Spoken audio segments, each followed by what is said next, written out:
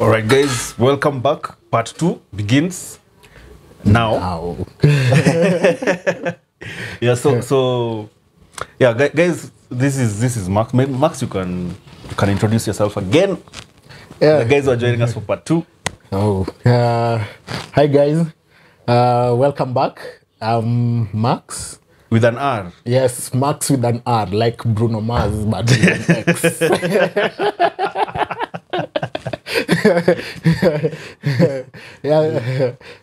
Thanks for inviting me again.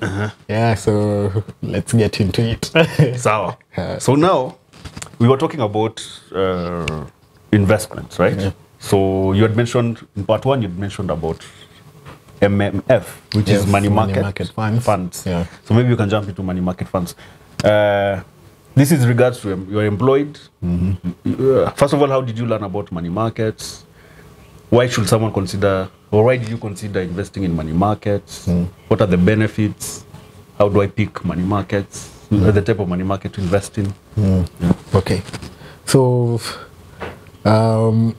my advice is always go with your level of risk and level of how much involvement do you want to have in your investments. So if you want something laid back, just to get money at the end of the month, then you should probably look at things like money markets, or just buy SACCO shares. You are guaranteed of dividends at the end of the year. Yes, and then rebates at the end of the year. So if you want something like very low key, you don't have to think about it. Those are the things you should consider. Yeah, before we go to SACCOs, like money markets. So why should I consider money markets? So there is something called compounding. So compounding interest is, let's say you have 500 shillings today. Yes. You get interest, and the best thing with money markets is they are compounded daily. So I take my 500 shillings. Yes. I put it. I open an account with a money market fund. Yes, you can open an account. If you have a bank account, there is a high likelihood that your bank has a money market fund. Okay. Yes, so you can just switch. Reach out to them, ask them, you guys, can I get a money market? Yes. Fund, and then deposit cash. Put money. Yes. You can put it on, what do you call it? Every month. Every month. The check or every quarter. Or however, if you have can specify money, the duration. Eh? Yes. Or you can just put it once, but whenever you have money, you put it aside. There. Okay. Yes. The good thing is about the compounding effect of it. Yeah. It's compounded daily, but now you can choose when you want the interest to be deposited into your account. So you can choose monthly or quarterly. What do you mean by it's compounded daily? So compounding daily is, if you have 500 shillings at an 11% return per annum, so the 11% is divided by the number of days within a year, which is the year 360. So that ratio is what you earn daily. Yeah. And then, so let's say today you have 500 shillings. That's minuscule. Yes, it is. Very but minuscule. If you have money, think about it. If you have a lot of money. If you have a lot of money, that's why, impact. But if you have a lot of money, if you look at the ratio. Actually, that is the best thing to do. If you have a lot of money, you can put it there. It earns interest while you're thinking of something else to do with the money. Okay. Yeah, so it's not hit by inflation as much. Okay. Yes. What do you mean it's not hit by inflation? So you have an 11% return. Yes. Inflation is at 6%. Right. This year was 7%? Yes, 7%. So if you just put your money in a bank account, it's going to reduce by 7%. And the rates keep on playing? Yes. Yeah. But if you have something that can at least go above inflation, so 11% minus 7%, that's 4%. And then there's also the fee. Then the fee. So at least your money has grown by some few margins. Okay. Yes. So you are always above inflation. Okay. Yes. So that's one of the reasons why someone will pick money market over investing in shares.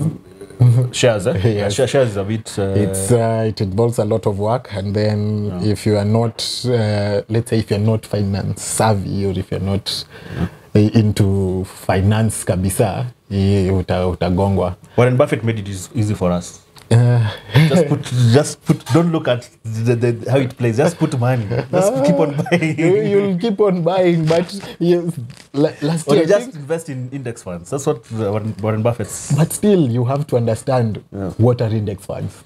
What composes those index funds? What is inside there? What indices are they using to compose that index fund? Yeah. So if one commodity goes down, how will it impact this index fund? Yeah. So all those things you have to know.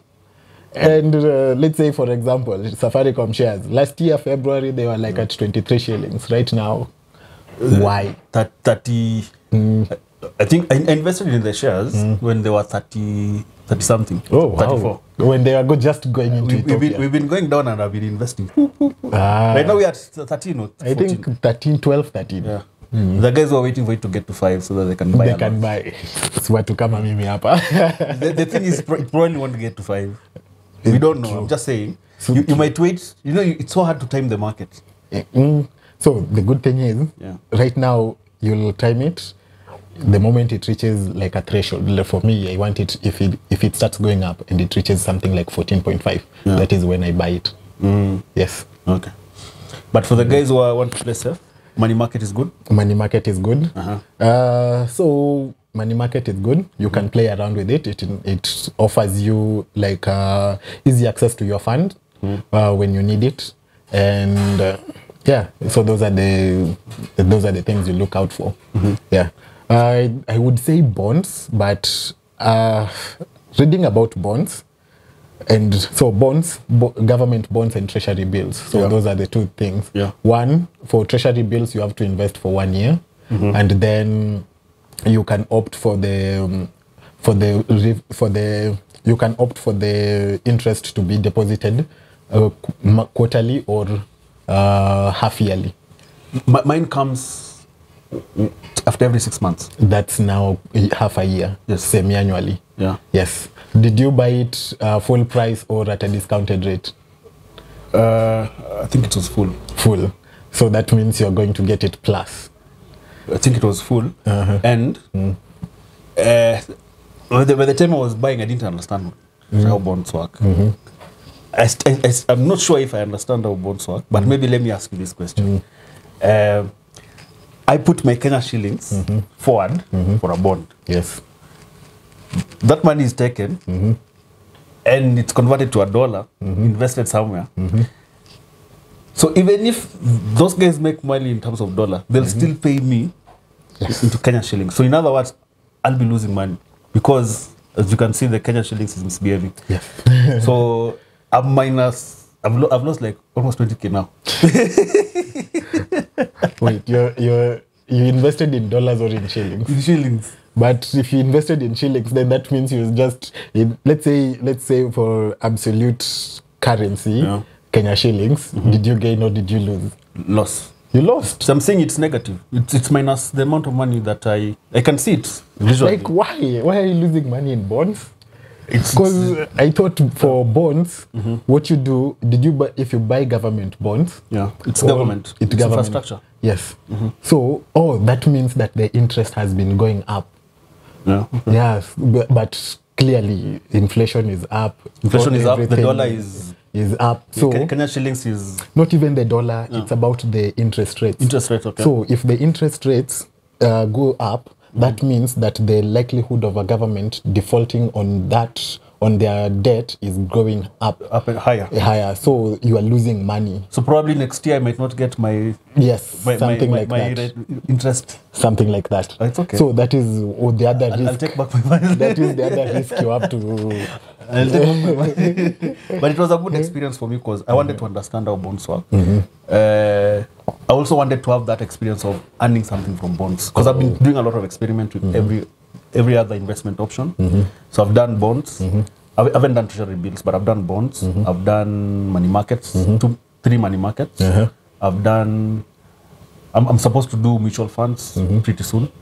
I've done, of course, SACCO. Yeah. I've done shares, and we are not doing so good. I think SACCOs are the best, actually. Yeah, SACCOs are the best because you save at the same time you get to earn via dividend. Yes. Yeah. And 15% per month. But there, I think we missed something. even with shares, you get to earn dividends. Yes. So there are two types of investing in shares. So you can invest for growth, or you can do for dividends. Okay. So for dividends is I just need to buy as much as I can, such that if they're giving like 2 shillings per share, my 2 shillings per share will be 2 million because I have the.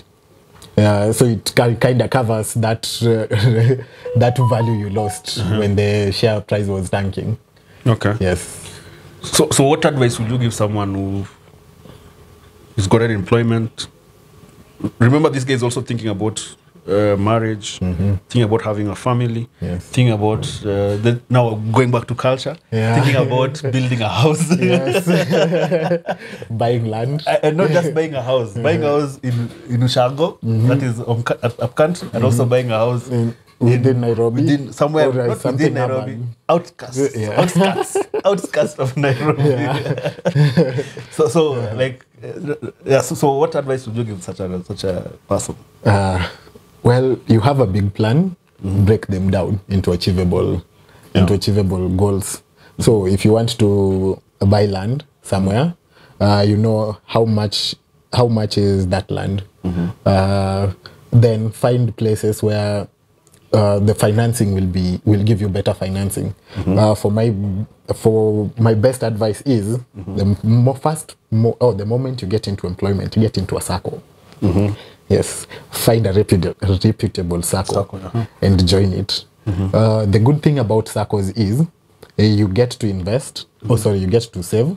Apart from the shares and the savings, you can also access loans at 1% per annum, and most of the circles actually give offer land for buying. Like they buy land for then, you, and then you pay slowly. You pay slowly.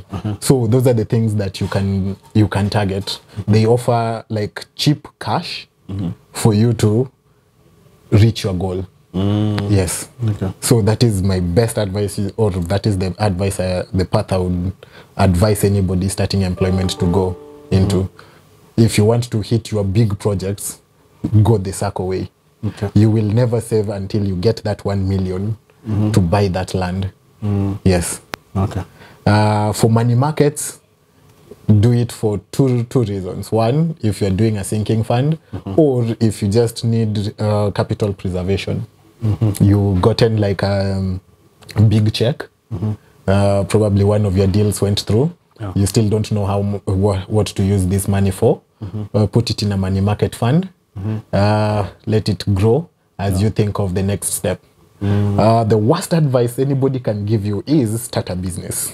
Okay. Yes. Don't open that wine and spirit, yo. I know what to msini walevi lakini. So let's go there then. Let's go there. What's your experience with trying to invest or investing in business? Not trying, investing in business. So let's start that journey. What drove you there? COVID. COVID. For me, I haven't realized as much value from businesses. Yeah, as I'd say my friend here has. But I haven't done as much for business. I think I started with a Smoky Pasua base. Smoky, is it like a moving? No. Physical place? No, it was a physical place. Okay. Just next to some game PlayStation arena. Oh, yes. Yeah. So we were targeting the traffic, the customers coming in to play for PlayStation. So you hired someone to? My brother was running it at that time. Oh, okay. Yes. So, but still, you see, I wasn't there. You weren't there, yeah, I wasn't there to get into the operations and everything. Yeah. So businesses require you to be there, understand it. It's like another job. Wait, before you even go there. So why did you, actually you've explained why you decided to start a Smoky venture. In your mind, what were you expecting? What were your expectations? My expectations were to grow it into now something like a snack, like a full-fledged snack joint. We'll complete with samosas, kebabs, all like some juice. popcorns. Yeah. Yeah, so everybody passing around will come and get something, go into a PlayStation, go to the kinyozi, because it was a high foot traffic area. So, and then there was a wines and spirits around it. So those are the customers. You see high foot traffic, and there were no bitings around there. So that was what drove me to start a Smoky. Then that was the bigger ambition, like now full-fledged snack area. Yes. And how did it play? It used to fund itself, but the returns weren't as good as I had expected to now transition it to the next level. Yeah, so when I got money again, I didn't decide to put it into a full snack. I decided to go into another venture. Yeah, and then, so now you had two. Yes, now I had to. Okay. Yeah, but so you were making money. It was running itself. Yes, but you are not making money. Yeah. It was, let's say, revenues costs equal, net zero. Yeah. And why is that? So mostly you find one, at that time, the expenses were ridiculous. I don't know why. I have been trying to figure out why were the expenses ridiculous. But now you figure out, okay, if you need to, there's a way these people do it. You don't buy supermarket smokies, you buy from farmer's choice. And so you go direct to the farmer. Or there's somebody supplying them. You don't go through the middleman, you go direct to the farmer. You farmer's choice, like the company. The company. Yes, who sell the smokies. Yeah. So you can either go, but that is also another expense of going all the way to Kahawa. Yes. And then for the guys that sell in wholesale or sell you in wholesale, what they call the suppliers, they want customers who buy in bulk. Yes. Okay, and you don't have guarantee of selling all of them at once. Time. Yeah. Yes, it's a gamble. Yes. Okay. And then now at that time also smokies were going up in price. So and you want to maintain that smoky passoa at 25 shillings. Yeah. Everybody else has moved to 30 bob. Yeah. So you are expecting customers to come muku, but that's another thing. Customers will always find their smoky guy. They have their own person. They have their own person. Yeah. So you have to build that clientele. Okay. Yeah. Okay. And what's your experience working with a relative or employing a relative in your business? For me, brother. Yeah, for me it was good. Yeah, because the way we relate is like, this is a business. This is how it's supposed to be run. And this is how much you're supposed to take out of this business. And you have to record everything you sell so that we know what we need to improve on. Yeah, but then if after recording everything you realize all the expenses hapa tu mnacheza tu mchezo ya pesa inakuja inatoka. Yeah. Wow. Yeah. Okay, then the other venture. Yeah, so after that, we came together as friends. Friends, yes. Yes, and then opened a butchery. Yeah. Yes. So the butchery was just an idea. We had some savings from our friend group, and then we bought a butchery. The worst thing we did was we didn't find out why this butchery was being sold. Okay. Yes, so the due diligence bit of it we didn't go all the way to the customer level. We just found out, like, okay, who's the owner of this business? Is he the legal owner? Why is he? She really want to sell it? So we got a lawyer and then did all the agreements and then tukaenda. But we didn't go to the nitty-gritty of, okay, why is this business being shut down? Okay. Yes. Why butchery?